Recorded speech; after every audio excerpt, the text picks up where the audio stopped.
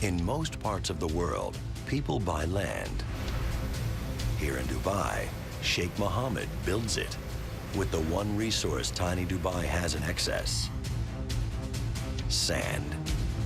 It is he who is responsible for this, the Palm Jumeirah, the world's largest man-made island. Over 305 million square feet of sand has been redistributed in the shape of a palm tree, one of the few trees native to the region. Sheikh Mohammed is very hands-on. He's very involved with anything that touches his country or his interests. He isn't just crunching numbers, he likes to see his visions carried out. As soon as the idea was proposed, it was challenged by skeptics. When Sheikh Mohammed came up with the palm, there were cynics. People said the palm couldn't be done because of the sheer size and the shape. But it was necessary. The Sheikh's vision of a tourist Shangri-La required beaches. Dubai has 41 miles of natural beaches, but the building boom had swallowed up all of the available beachfront property. However, Dubai is clever. They're not stopping on the ground.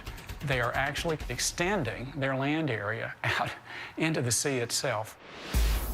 By creating 48 miles of additional beachfront, the Palm Jumeirah more than doubles the size of the entire Dubai coastline. Not surprisingly, Sheikh Mohammed has ordered up 2 more palms.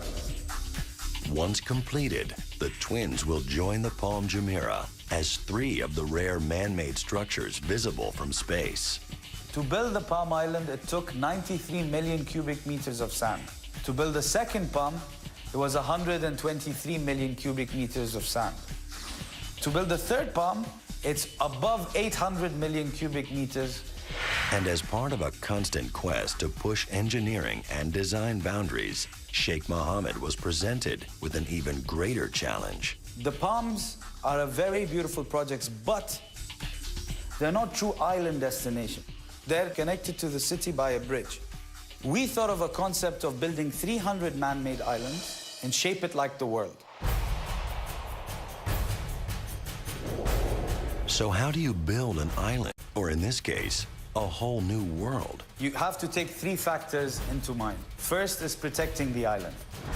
Protection requires a breakwater, a wall that separates the waves and the sea from the construction inside.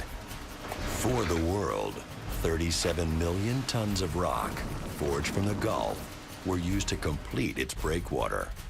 Once in place, engineers are free to begin forming the island.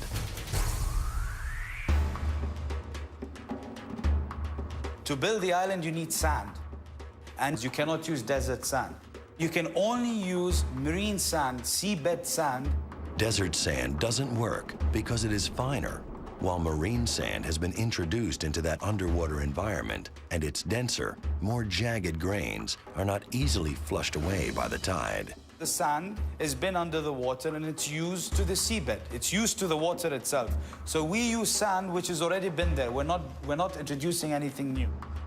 While dredging is not a new technology, no one had even conceived of applying it on as grand a scale as Dubai. 2 different dredgers are used to get the job done. The first is a cutter section dredger. It's a kind of an oil rig. The boat stays where it is. There's a drill that goes into the seabed and starts cutting into the seabed. The dredgers slice up to 80 feet below the seafloor. As it cuts, it is dragged horizontally, and all loose material is dredged up and pumped through a floating pipeline to its target.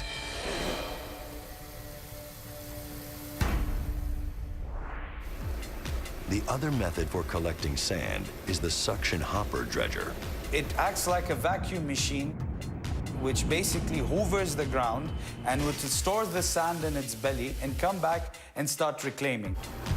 A pile of sand, no matter how big, does not make an island.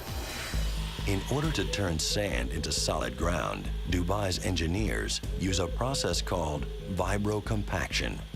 Weighing over 5,000 pounds, this giant drill penetrates 50 feet below the surface. Vibration combined with water saturation rearranges loose sand grains into a more compact state. And it keeps on shaking the ground until the particle of sand comes together and comes closer, and it solidifies, it gets stronger. It does to the ground in 1 hour what it took Mother Nature 10,000 years. It's speeding up the process of creating Earth. With up to 13 hopper dredgers working on a single site and the vibro compactors chugging away, islands are being constructed at a staggering rate. When we started reclamation of the world, on average, an island would be born every week. And we have 300 islands. Over 320 million cubic meters of sand, or over 259,000 acres, have been used to create all the islands of the world.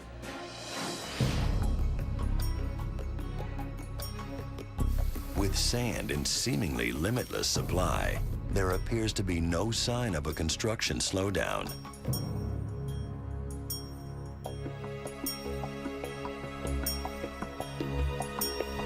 We're always asked, what's the future? It's a very difficult challenge for us to come up with new projects that are as mind-boggling as the ones we have. So we have a project which is still in the planning phase. We have built the world, now we're going to build the universe. Not to be outdone, architects have taken on an even greater challenge, harnessing two other forces of nature, the sun and wind, in the service of this impossible city.